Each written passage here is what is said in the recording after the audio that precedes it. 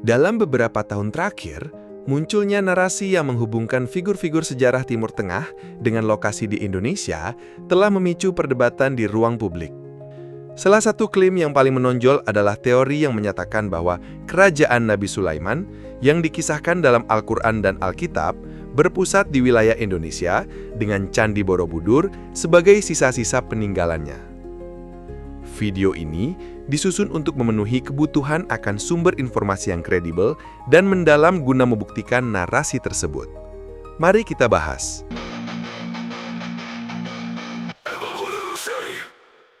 Penyelidikan mengenai kerajaan Nabi Sulaiman secara historis selalu dimulai dari narasi yang terdapat dalam teks-teks agama, khususnya Al-Quran dan Alkitab. Sumber-sumber ini menggambarkan Sulaiman sebagai putra Nabi Daud yang mewarisi tahta pada usia muda dan memerintah Bani Israel dengan kebijaksanaan dan kekuasaan yang luar biasa. Kekuasaannya dikatakan sangat luas, dengan banyak wilayah yang tunduk dan membayar upeti.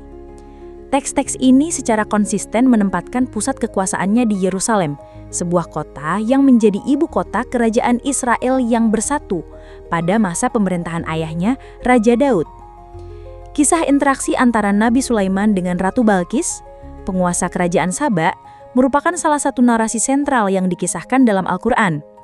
Kisah ini menggambarkan kehebatan kerajaan Sulaiman yang membuat Ratu Balkis, yang awalnya menyembah matahari, terkesima dan akhirnya berserah diri kepada Allah. Narasi ini tidak hanya berfungsi sebagai kisah moral dan diplomatik, tetapi juga memberikan petunjuk geografis dan politik yang penting, yang menghubungkan Yerusalem dengan sebuah peradaban kuno yang berpusat di wilayah Arab Selatan. Komunitas arkeologi internasional, meskipun memiliki perdebatan internal mengenai skala dan kekuatan kerajaan Daud dan Sulaiman, secara konsisten menempatkan keberadaannya di kawasan Levant atau Timur Tengah.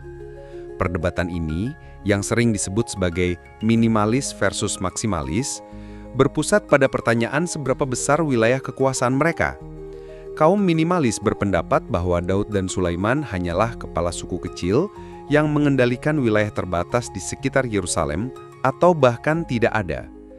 Sebaliknya, kaum maksimalis meyakini keberadaan kerajaan yang lebih luas. Namun, yang terpenting adalah bahwa tidak ada satupun arkeolog kredibel dari kedua kubu yang menempatkan kerajaan ini di luar wilayah geografis Timur Tengah.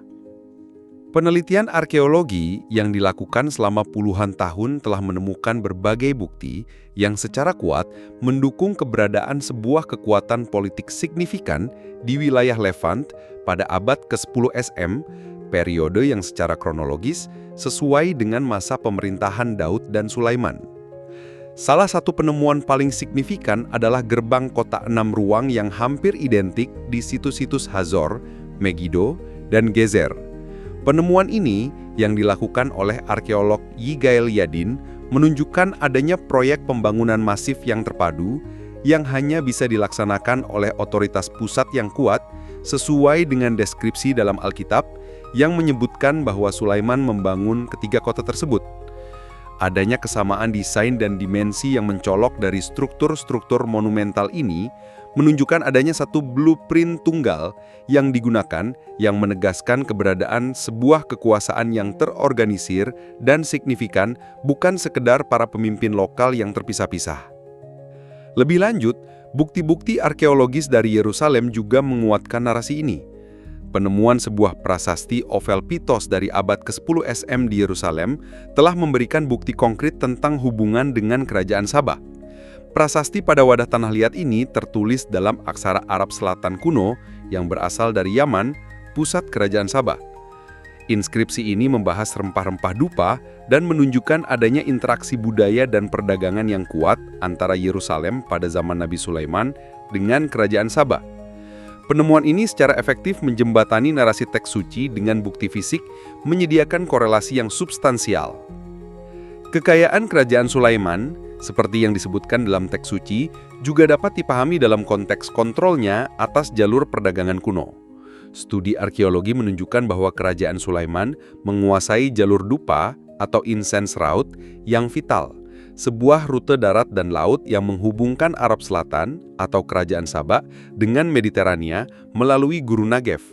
Berbagai benteng dari zaman Daud dan Sulaiman telah ditemukan di dataran tinggi Negev dan Wadi Arafah yang kemungkinan besar dibangun untuk mengendalikan operasi penambangan tembaga dan mengamankan rute perdagangan ini.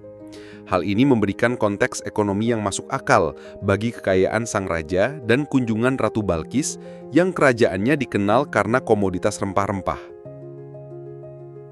Teori yang mengklaim kerajaan Nabi Sulaiman berlokasi di Indonesia secara luas dipopulerkan oleh seorang ahli matematika Islam, Fahmi Basya. Dalam pemikirannya yang dianggap kontroversial, ia mengajukan serangkaian argumen untuk mendukung klaimnya. Argumen-argumen tersebut yang beredar di berbagai media dapat dirincikan sebagai berikut. Candi Borobudur sebagai singgasana Ratu Balkis. Klaim sentral menyatakan bahwa Candi Borobudur adalah singgasana Ratu Balkis yang dipindahkan secara instan ke hadapan Nabi Sulaiman sebagaimana disebutkan dalam Al-Quran Surat An-Naml ayat 41. Situs Ratu Boko sebagai istana Balkis yang asli. Klaim ini menyebutkan bahwa istana Ratu Balkis yang asli berada di situs Ratu Boko yang terletak sekitar 36 km di Tenggara Borobudur. Ia mengklaim bahwa area kosong yang luas di sana adalah bekas tempat singgasana sebelum dipindahkan. Interpretasi toponimi, Fahmi Basya menafsirkan nama daerah Wonosobo sebagai Wanasaba, hutan Sabah, untuk menciptakan hubungan linguistik dan geografis dengan kerajaan Sabah. Penafsiran simbol dan arsitektur, teori ini juga didasarkan pada klaim bahwa bentuk, letak patung, dan relief-relief di Candi Borobudur menunjukkan adanya ilmu dari Al-Quran. Analisis terhadap klaim ini mengungkapkan kelemahan fundamental dalam pendekatan ilmiah yang digunakan. Pemikiran Fahmi Basya dikategorikan menggunakan metode tafsir Al-Quran yang berbasis ilmu pengetahuan atau tafsir bi'al ilmi. Namun, analisis mendalam menunjukkan bahwa ia menggunakan penemuan ilmiah yang belum mapan sebagai dasar penafsirannya, yang membuatnya tidak dapat dijadikan landasan yang kuat. Pendekatan ini secara mendasar berbeda dari metodologi ilmiah yang menuntut verifikasi data secara independen dan keterbukaan terhadap falsifikasi. Validitas pemikirannya juga dinilai gagal jika diuji dengan dua teori kebenaran ilmiah yang penting, yaitu teori koherensi dan teori korespondensi. Teori korespondensi. Teori ini menyatakan bahwa suatu pernyataan dianggap benar jika sesuai dengan fakta yang ada di dunia nyata. Klaim Borobudur sebagai peninggalan Nabi Sulaiman gagal memenuhi standar ini karena tidak ada bukti fisik atau historis yang mendukungnya. Sebaliknya, semua bukti yang ada menunjukkan bahwa Borobudur adalah peninggalan peradaban Buddha. Teori koherensi. Teori ini menyatakan bahwa suatu pernyataan dianggap benar jika konsisten dengan pernyataan lain yang sudah diterima sebagai kebenaran. Klaim ini juga gagal karena bertentangan dengan seluruh konsensus arkeologi dan sejarah yang telah mapan mengenai lokasi dan kronologi kerajaan Sulaiman di Levan. Pendekatan metodologis yang digunakan oleh pendukung klaim ini dapat diidentifikasi sebagai contoh dari apa yang dikenal sebagai pseudo-arkeologi atau arkeologi semu. Pendekatan ini seringkali dimulai dari sebuah kesimpulan yang telah ditentukan sebelumnya. Dalam hal ini, bahwa kerajaan Sulaiman berada di Indonesia, dan kemudian secara selektif mencari yang disebut dengan bukti yang mendukung kesimpulan tersebut, sambil mengabaikan, menafsirkan ulang, atau memutarbalikkan data yang bertentangan. Proses ini yang berlawanan dengan metode ilmiah yang dimulai dari pengumpulan dan analisis bukti sebelum menarik simpulan secara fundamental cacat secara epistemologis. Bantahan paling kuat dan langsung terhadap klaim ini berasal dari identitas Candi Borobudur yang tak terbantahkan. Candi ini diakui secara global dan tanpa keraguan oleh komunitas ilmiah sebagai salah satu monumen Buddha terbesar di dunia. Pembangunannya berasal dari abad ke-8 dan ke-9 Masehi, pada masa pemerintahan dinasti Shailendra. Identitas Buddhisnya dibuktikan oleh arsitektur dan kosmologi. Desain candi secara vertikal terbagi menjadi 3 tingkatan yang sempurna sesuai dengan kosmologi Buddha. Kamadhatu, alam keinginan, Rupadhatu, alam bentuk, dan Arupadhatu, alam tanpa bentuk. Relief dan patung. Dinding dan pagar candi dihiasi dengan relief-relief halus yang mencakup total permukaan seluas 2.500 meter persegi. Relief-relief ini secara eksplisit menggambarkan kisah-kisah kehidupan Buddha dan ajaran-ajarannya, seperti kisah Jataka yang menceritakan kehidupan Buddha sebelum lahir sebagai Siddhartha. Patung-patung Buddha juga terdapat di 72 stupa yang mengelilingi platform melingkar di bagian atas candi. Dukungan UNESCO.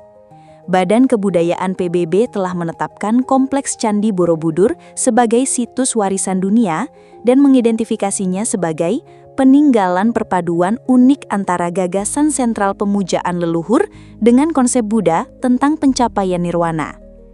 Pengakuan ini didasarkan pada bukti-bukti historis dan arkeologis yang tak terbantahkan.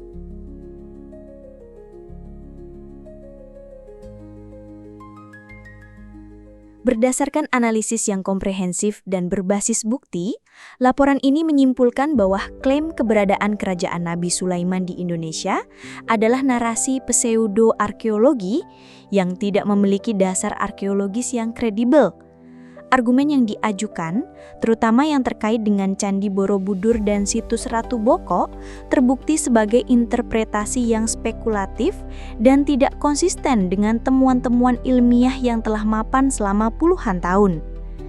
Kesenjangan kronologis lebih dari 1.800 tahun antara masa Nabi Sulaiman dan pembangunan Candi Borobudur, serta perbedaan mendasar dalam fungsi, arsitektur, dan konteks budayanya, secara definitif membantah klaim tersebut.